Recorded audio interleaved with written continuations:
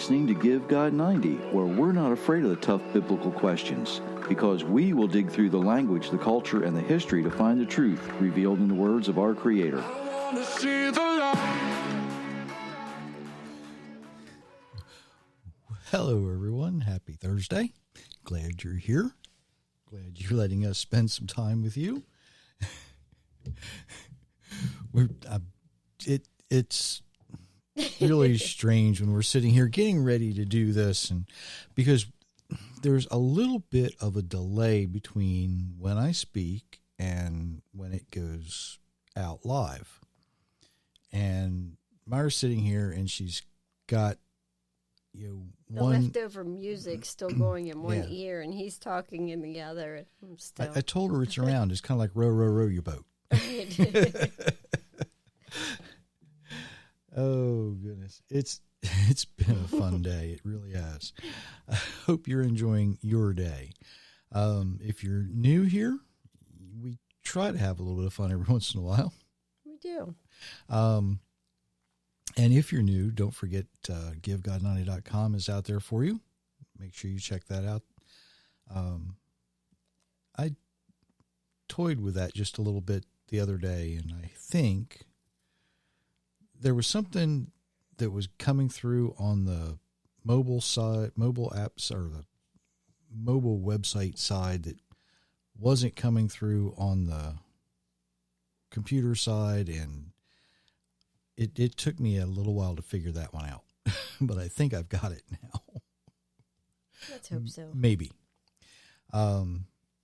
If you're looking for some reading this summer, don't forget that the books are there. You can see them on the website.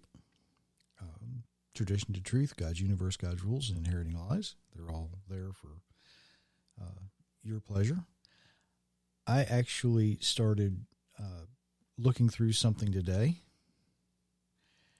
And if you don't know, I like technical reading. This is way technical reading. 6 scientists in Germany studied over 1,600 papers and results of testing that was done over the last 3 years concerning wearing a mask. And they have found that wearing a mask does more harm than it does to protect you. Something I said 3 years ago when all that started. But, all you have to do is realize that, if you are designed to live a certain way and eat a certain way and breathe a certain way, and you interfere with that, it's going to create problems. Once again, science is catching up to the Almighty. But as I get through that, I might share some of that with you here in a few days, if I get through it. Like I said, it's technical. I like technical, and it's extremely technical. 18 pages of technical analysis. Fun stuff. But for this time, every so often I dig into something that, most faithful people consider forbidden. Don't go there. Don't do it. Don't mention it. Don't talk about it. Some people say I don't do it enough. But every so often, I get to mix faith and politics. Oh, no. This time we're going to look at it a little different than normal. Something you may have never considered. Because people around the world listen to this podcast, this isn't just about America. It's not just about the United States. What I'm going to look at works everywhere. Okay?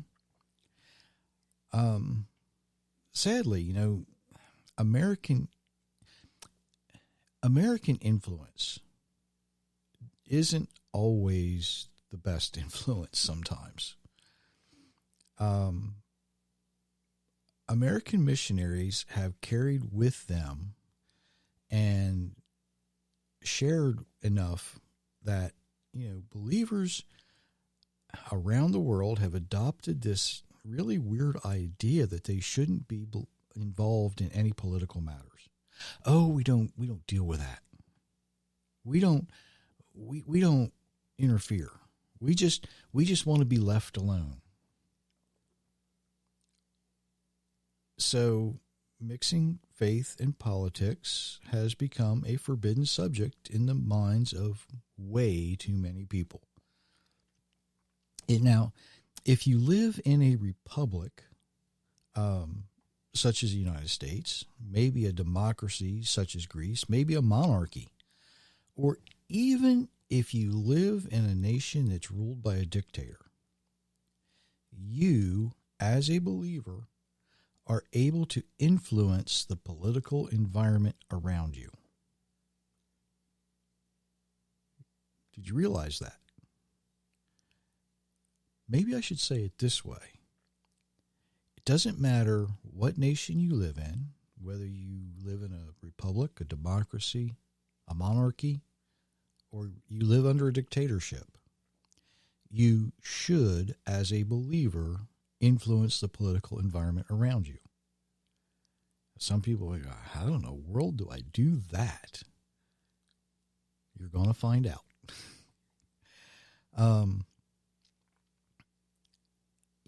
A lot of people, for some reason, think that the only political people that are important are the leaders of nations. Whether it's a president or a king or dictator, whoever it might be. They're only heads of nations. And I want you to pay attention to what I'm about to say. Because even an overbearing dictator has no authority over your heart. They can't tell you, they can't force you to not have faith in something you know is true. They can lie to you. They can torture you. They can kill you. Yeah. But they cannot force you to change your faith. They can make my life miserable. Life's miserable for a lot of people, even in so-called free countries. But the God or gods you choose to worship, that's completely chosen by you. What you hold in your heart is completely chosen by you. And the good part about that is you have the ability to influence others by how you choose to display or practice your faith. Did you realize that? A few years ago, they were sneaking some parts of my podcast into a place where there was a community of believers completely surrounded by overbearing, I'm going to say it, Islamic jihadists. There were people who were willing to pay for these folks to move out, and they said, no, we're staying. And the reason they were staying is because they, by their faith, were able to convert some of these folks. And, they no longer put their faith in a false god. That's why they were staying. Even in that seemingly unbearable situation, they said, no, we can make a difference right here where we are. We don't have to run away. We don't have to leave. You see, the thing is, believers have the ability to either be influential or to be influenced. And that's kind of an amazing thing, isn't it? We can be influential doing nothing more than living the way we're designed to live. Or we can be influenced and coerced, tricked, deceived, fooled, whatever you want to say, into being, well, let's just put it this way. We can worship idols, worship false gods. That's up to you. What you hold in your heart is completely up to you. Even Solomon, he was given wisdom, and he fell for it. You want to read this passage from 1 Kings? For when Solomon grew old, his wives turned his heart after other gods, and he was not wholeheartedly devoted to Jehovah his God, as his father David had been. Solomon followed Ashtoreth, the goddess of the Sidonians, and Milcom, the abomination of the Ammonites. So Solomon did evil in the sight of Jehovah. Unlike his father David, he did not follow Jehovah completely. 1 Kings 11, 4 through 6. We often think that with age comes with wisdom. But in Solomon's life, just the opposite was true. He had wisdom, and then he became foolish. We don't often think of a king maybe as a political person, but kings and queens are no different than presidents or dictators. They can be good or bad, wise or foolish. They can even kind of be mundane, right? I mean, if you just have somebody who's so-so. But in Solomon's life, the people that he trusted influenced him away from the Creator and into the worship of idols and doing evil. Think about that. Here's somebody who, would you think that, King David could have a son who would just flip-flop like that? It's possible. It's possible. Why? Because instead of him being strong and influential, he became weak and was influenced. So how do we, as believers, influence politicians to follow the Creator? Well, there's a saying that all politics are local. So unless you're actually involved with a national leader, you might not have the chance to influence them directly. But you can influence the people around you, just like Solomon's wives influenced him. Now, we're going to look at somebody who actually had a chance to influence a couple of national leaders. If you want to read those passages. But at the end of those days, I, Nebuchadnezzar, looked up to heaven, and my sanity was restored to me. Then I praised the Most High, and I honored and glorified him who lives forever. For his dominion is an everlasting dominion, and his kingdom endures from generation to generation. All the peoples of the earth are counted as nothing, and he does as he pleases with the army of heaven and the peoples of the earth. There is no one who can restrain his hand or say to him, "What have you done?" At the same time, my sanity was restored. My honor and splendor returned to me for the glory of my kingdom. My advisors and nobles sought me out, and I was restored to my throne, and surpassed greatness was added to me. Now I, Nebuchadnezzar, praise and exalt and glorify the King of heaven, for all his works are true, and all his ways are just, and he is able to humble those who walk in pride. Daniel 4:34 through 37. Then King Darius wrote to the people of every nation and language throughout the land, "May your prosperity abound. I hereby decree that in every part of my kingdom men are to tremble in fear before the God of Daniel, for he is the living God and he endures forever. His kingdom will never be destroyed. His dominion will never end. He delivers and rescues. He performs signs and wonders in the heavens and on the earth. For he has rescued Daniel from the power of the lions." Daniel 6:25 through 27. Now, two different kings. They both became very self-righteous. They believed that they had complete authority over everyone and everything.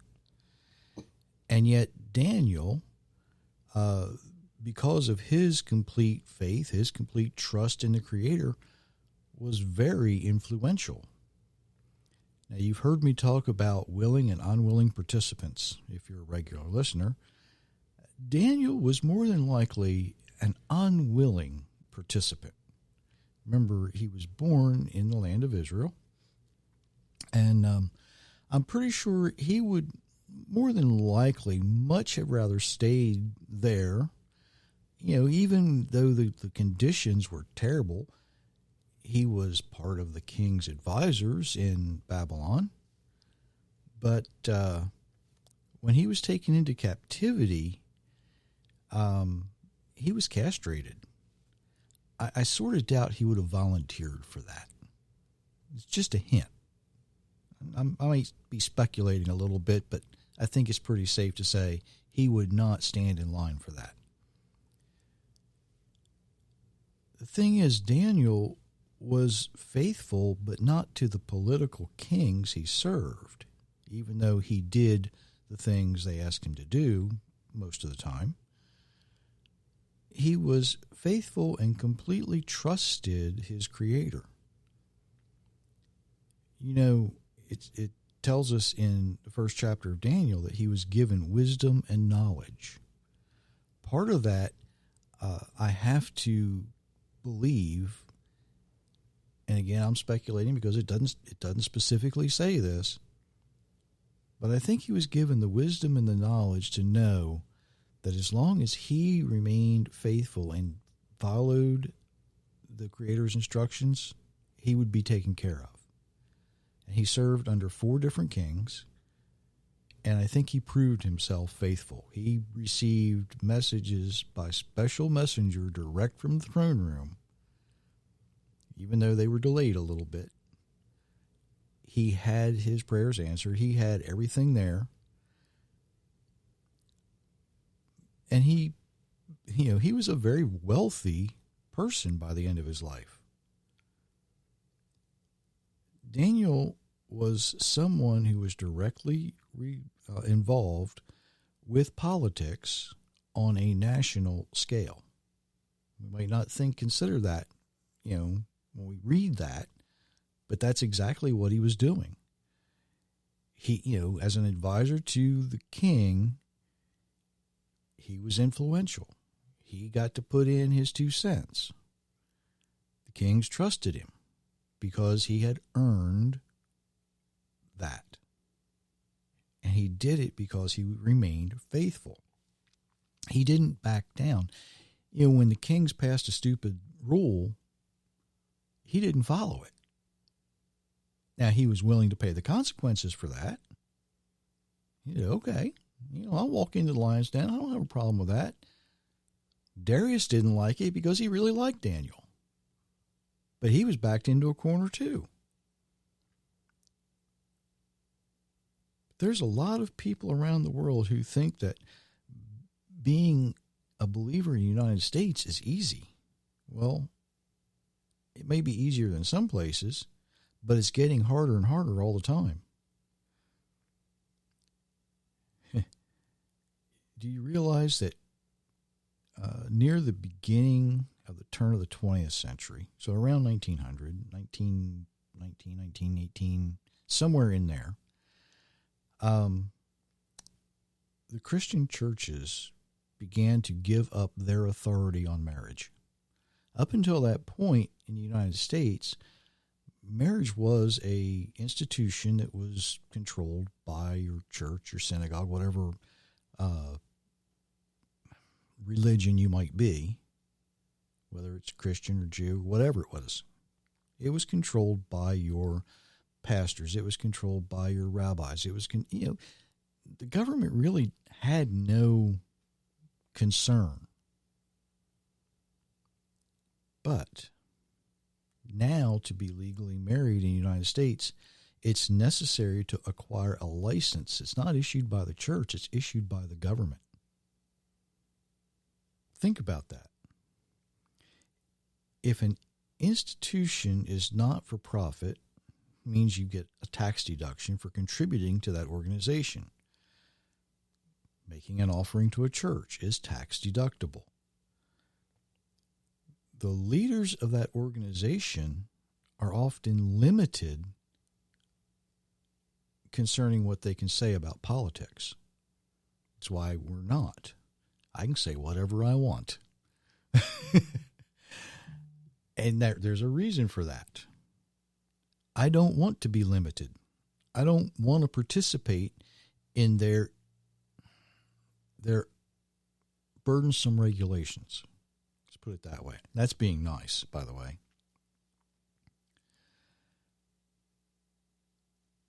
Believers in the United States are constantly being dragged into courts for attempting to practice their faith in a country where we're supposed to have religious freedom. Years ago, it began with Christians weren't allowed to place a nativity scene on public property. They were sued over it. Now, Christians who operate a private business are being sued for not providing a service to certain groups of people. If I called somebody on the phone and say, hey, would you do this job for me? And they said no, I'd go to the next person in line. But that's not the way the world works anymore. The desecration of synagogues in the United States very rarely makes the news anymore, even though it's done a lot. I think part of the time it's simply because, somebody just goes and cleans it up. They wipe off the paint or whatever it is. They clean up whatever vandalism occurred. And they just go on with their lives. They don't make a big deal out of it. But unfortunately, some of the other groups just hunt down people they think they can drag into court for some reason. So being a believer in the United States is not as easy as a lot of people around the world might think it is. So how do believers around the world become more influential? Well, the simplest way is to live the way we're designed to live. That's basically what Daniel and his companions did. You remember Shadrach, Meshach, and Abednego? There's a big reason I like to use Daniel and his friends, because they were living in a foreign country. They had been emasculated, and yet they remained faithful. And because they remained faithful, who do we read about? Now, we can read about the people who weren't, but they kind of, their end comes very quickly most of the time. Right? So, do you think that Daniel and his companions only had influence over the king? Of course not. They had influence over the people that were around them every day. Just like we are able to influence the people that we're around every day. There are examples of others trusting the Creator. It might not always be easy, but it's always worthwhile. And sometimes it can make a big difference in everyone's life. Proverbs 22:9 says, when the righteous are in authority, the people rejoice. But when the wicked are in authority, the people are sad. If you look around the United States right now, you're going to see a lot of sad faces. If you look in some other nations right now, you're going to see a lot of sad faces. In the world today, there are a lot of places where it seems like the wicked are ruling. But by being the example that we are designed to be, you can change the lives of the people around you because you're going to influence them. You know, if you happen to know someone involved in local politics and they see the way you act, what do they see? Do they see somebody who claims to be one thing but does something else? Or do they see you simply going about your business,